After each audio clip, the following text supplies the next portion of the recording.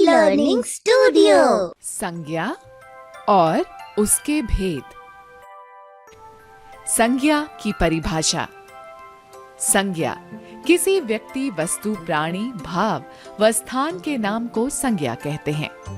जैसे व्यक्ति राजू, मीरा, गीता, अशोक, राहुल, हरि, अकबर, एंथनी, रीटा, लता, आशा, नज़्मा आदि।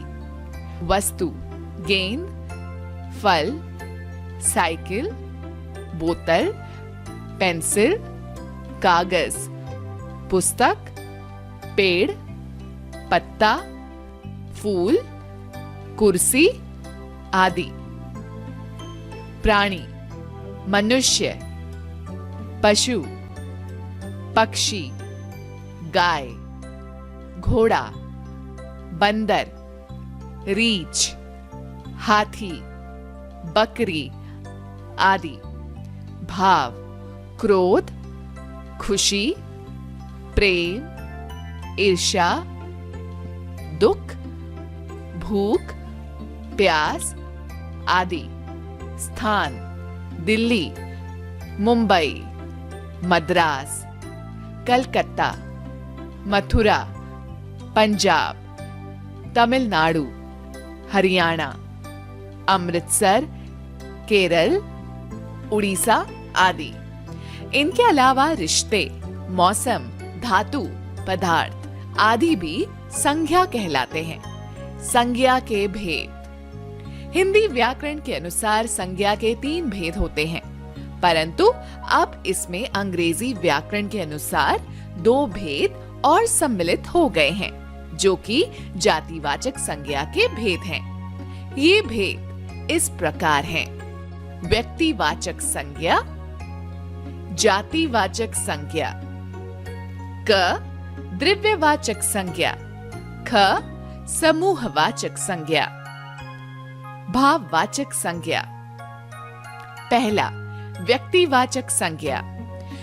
जो शब्द किसी विशेष एवं निश्चित व्यक्ति, वस्तु व स्थान की जानकारी देते हैं, उन्हें व्यक्तिवाचक संज्ञा कहते हैं। जैसे डॉक्टर भीमराव अंबेडकर ने भारत के संविधान की रचना की। विशेष व्यक्ति। इस वाक्य में डॉक्टर भीमराव अंबेडकर एक विशेष व्यक्ति हैं। यहाँ हमने उनके नाम से उन्हें संबोधित किया है। भारत का सबसे पहला वेद ऋग्वेद है। विशेष वस्तु। ऋग एक वेद है जो कि लिखित रूप में मौजूद है। ऋग्वेद एक विशेष पुस्तक है। जामा मस्जिद दिल्ली में स्थित है। निश्चित स्थान। इस वाक्य में एक विशेष स्थान का बोध हो रहा है। दिल्ली एक निश्चित स्थान है। इन उदाहरणों के माध्यम से हम समझ सकते हैं कि जब किसी विशेष व्यक्ति, निश्चित स्थान एवं विशेष वस्तु की बात की जाती है तो वह व्यक्तिवाचक संज्ञा कहलाती है। 2. जातिवाचक संज्ञा। किसी भी प्राणी, जंतु एवं समूह की जानकारी देने वाली संज्ञा शब्दों को जातिवाचक संज्ञा कहते हैं। जैसे रानी किताब पढ़ रही है। इस वाक्य में केवल किताब कहा गया है, अर्थात वो कोई भी किताब हो सकती है। यहाँ किताब के पूरे समूह की बात की गई है। बच्चे विद्यालय जाते हैं। इस पंक्ति में केवल बच्चे कहा गया है, अर्थात किसी विशेष बच्चे के बारे में नहीं, अपितु सभी बच्चों की बात की गई है। आज हम फल खाएंगे। इस वाक्य में किसी फल का नाम नहीं लिया गया है, बल्कि यहाँ फलों के समूह की बात की गई है। यदि मैं यहाँ कहूँ कि मैंने आज आम खाया था, तो यह भी जातिवाचक संज्ञा ही है, क्योंकि आम की किसी विशेष प्रजाति का नाम नहीं लिया गया है। जातिवाचक संज्ञा के 2 भेद होते हैं। पहला द्रव्यवाचक और दूसरा समूहवाचक। द्रव्यवाचक वह संज्ञा शब्द जो ऐसे पदार्थों तथा द्रव्यों का बोध कराते हैं जिनसे नई वस्तुएं बनती हैं एवं उनका माप तोल किया जा सकता है, उन्हें द्रव्यवाचक संज्ञा कहते हैं। जैसे सोना, चांदी, मिट्टी, लोहा, तांबा, लकड़ी, दूध, पीतल आदि। समूहवाचक संज्ञा ऐसे शब्द जो किसी समूह या समुदाय का बोध करवाते हैं उन्हें समूहवाचक संज्ञा कहते हैं। जैसे कक्षा, परिवार, सेना, जनता, अस्पताल, मंदिर आदि। समूहवाचक संज्ञा के समूह के प्रयोग सुनिश्चित होते हैं, इनको बदला नहीं जा सकता। जैसे पर्वतों की श्रृंखला, नक्षत्रों का मंडल, तारों का पुंज, कागज का दस्ता, सैनिकों का जत्था, चोरों का गिरोह, गायकों की मंडली, कर्मचारियों या मजदूरों का संघ, भेड़ों का झुंड। 3.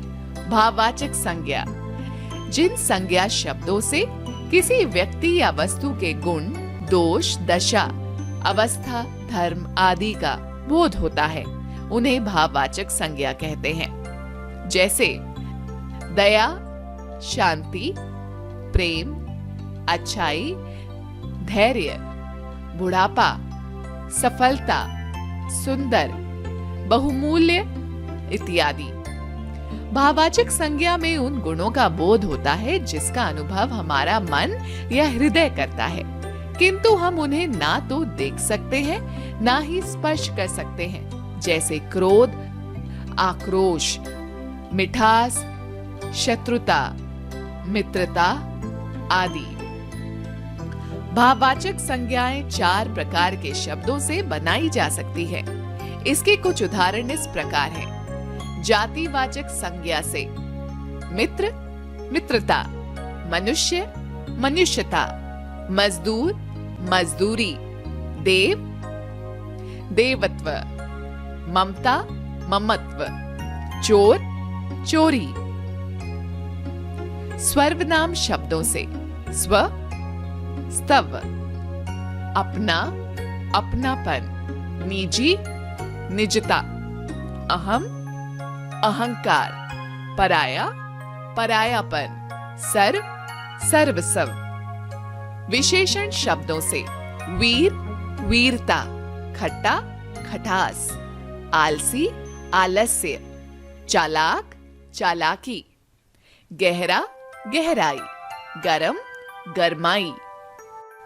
क्रिया शब्द से थकना, थकावट, जीतना, जीत, हंसना, हंसी, सींचना, सिंचाई, लिखना, लिखाई, देखना, दिखावट। सर्वनाम। सर्वनाम की परिभाषा संज्ञा के स्थान पर इस्तेमाल होने वाले शब्दों को सर्वनाम कहते हैं। सरल शब्दों में सर्व, सब, नामों, संज्ञाओं के बदले जो शब्द आते हैं उन्हें सर्वनाम कहते हैं। जैसे मैं, तू, वह, आप, कोई, यह, ये, वे, हम, तुम, कुछ, कौन, क्या, जो, सो, उसका आदि। सर्वनाम की आवश्यकता। मैं, तू, वह, आप, कोई, यह, ये, वे, हम, तुम, कुछ, कौन, क्या, जो, सो, उसका आदि सर्वनाम शब्द हैं। अन्य सर्वनाम शब्द भी इन्हीं शब्दों से बने हैं जो लिंग, वचन, कारक की दृष्टि से अपना रूप बदलते हैं। संज्ञा के बार बार प्रयोग से वाक्य का सौंदर्य नष्ट हो जाता है। सर्वनाम शब्दों के प्रयोग से इस दोष को दूर किया जा सकता है और वाक्य का सौंदर्य भी बना रहता है। उदाहरण, सीता कल गांव जा रही है। सीता ने अपना सारा सामान बांध लिया है। सीता अपनी बड़ी बहन के साथ जाएगी। सीता ने गांव के बारे में बहुत कुछ सुना है। सीता का बहुत मन था गांव जाने का। उपयुक्त उदाहरण में सीता नाम का लगातार इस्तेमाल हुआ है, जो कि काफी अटपटा लग रहा है। साथ ही गांव शब्द भी दोहराया गया है। इन शब्दों के स्थान पर सर्वनाम शब्द का उपयोग कर सकते हैं, जो सुनने और पढ़ने में सही लगेंगे। जैसे सीता कल गांव जा रही है। उसने अपना सारा सामान बांध लिया है। वो अपनी बड़ी बहन के साथ जाएगी। उसने वहां के बारे में बहुत कुछ सुना है। उसका बहुत मन था वहां जाने का। उसने, वो, वहां, उसका, ये सभी सर्वनाम शब्द हैं, जो संज्ञा यानी सीता और गांव के स्थान पर प्रयोग हुए हैं। दूसरा, सर्वनाम शब्दों के इस्तेमाल से हम आदर और अनादर के भाव को व्यक्त करते हैं। जैसे आप आदर के लिए प्रयोग होता है और तू अनादर के लिए। सर्वनाम शब्द आश्रित वाक्यों को प्रधान वाक्यों से जोड़ने का कार्य भी करते हैं। जैसे वह सुंदर नृत्य करती है, सो उसे उपहार दिया गया। यहाँ वह सुंदर नृत्य करती है को सो शब्द उसे उपहार दिया गया इस वाक्य से जोड़ने का कार्य कर रहा है। लिंग, जिससे किसी के पुरुष जाति और स्त्री जाति के होने का बोध होता है, उससे लिंग कहा जाता है। इसमें केवल कोई व्यक्ति नहीं होता, अपितु पशु, पक्षी, वस्तुएं भी सम्मिलित हैं। जैसे पिताजी आज बाहर गए हैं।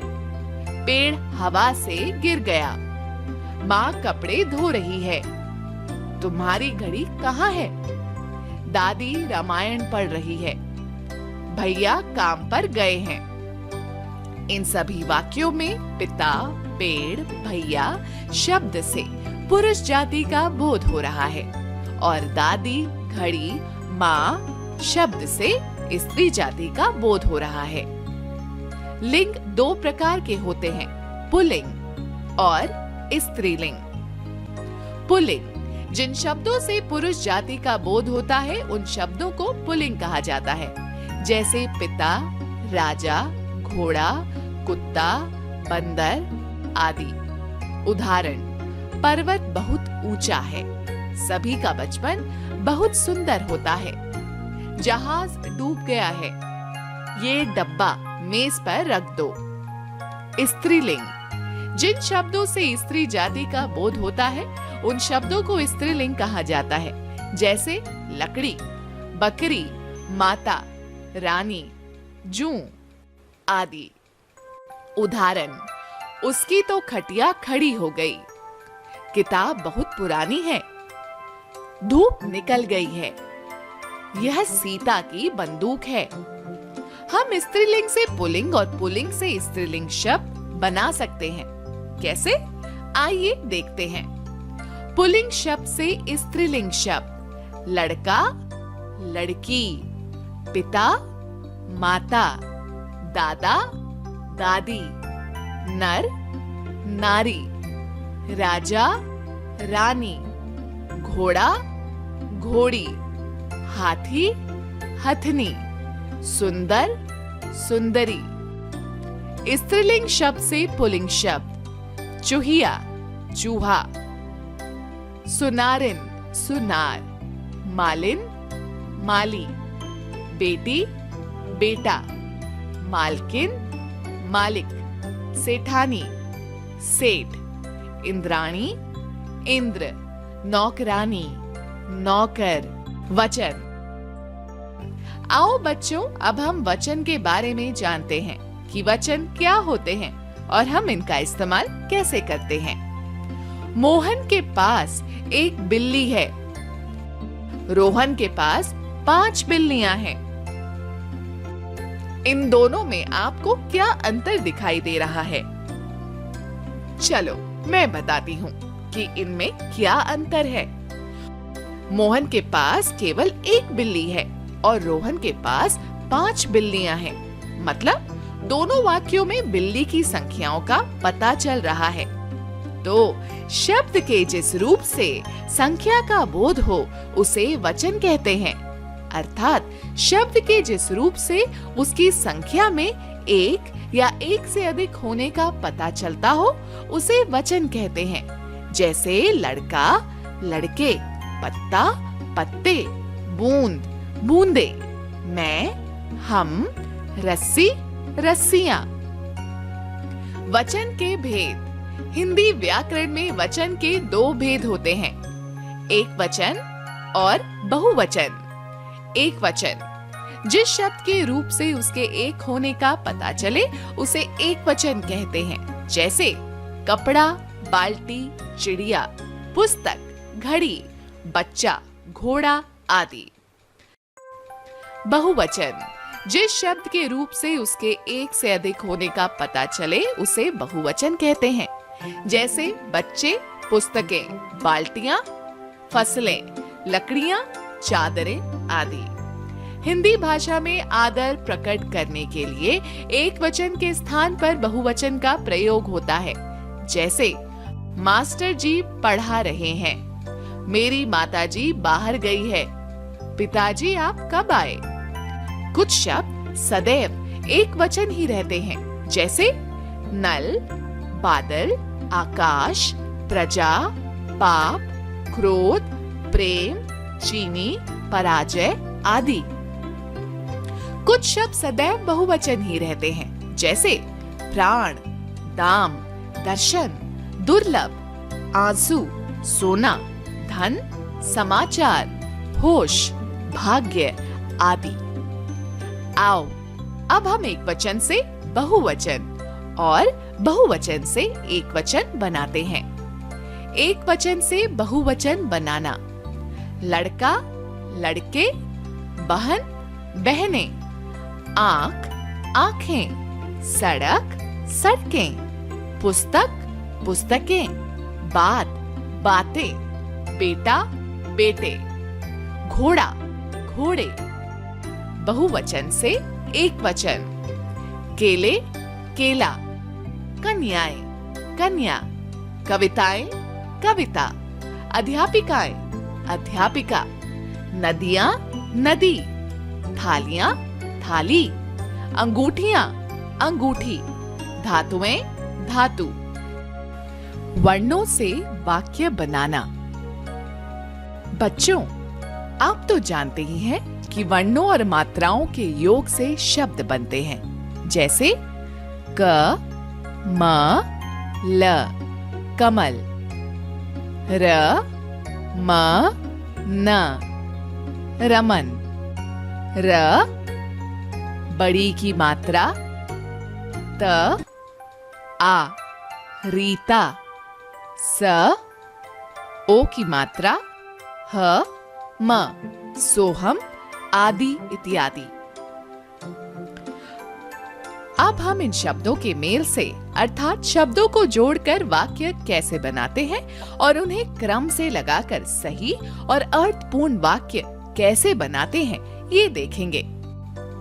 आइए इसे कुछ इस प्रकार समझते हैं। रात को हम सोते हैं। रात को हम सोते हैं। कल हम स्कूल जाएंगे। कल हम स्कूल जाएंगे। गाय घास खाती है। गाय घास खाती है। शेर जंगल में रहता है। शेर जंगल में रहता है।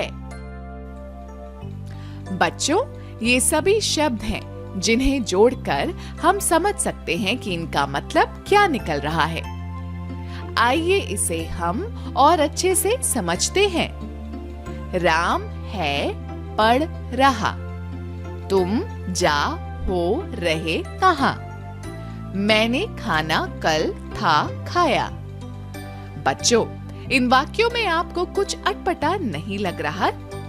ये सभी वाक्य अपने सही क्रम में नहीं हैं, इसलिए इन वाक्यों का कोई अर्थ नहीं है। यदि शब्दों को सही क्रम में लगा दें, तो ये सभी वाक्य अर्थपूर्ण हो जाएंगे। आप सोच रहे होंगे कैसे? आइए देखते हैं। राम पढ़ रहा है। तुम कहाँ जा रहे हो? मैंने कल खाना खाया था। बच्चों, देखा आपने? इन शब्दों का क्रम में लगाने से यह वाक्य पूर्ण एवं अर्थपूर्ण हो गए। अब आप समझ सकते हैं कि इस वाक्य में क्या कहा गया है। कुछ और उदाहरण। रात को हम सोते हैं। कल हम स्कूल जाएंगे। गाय घास खाती है।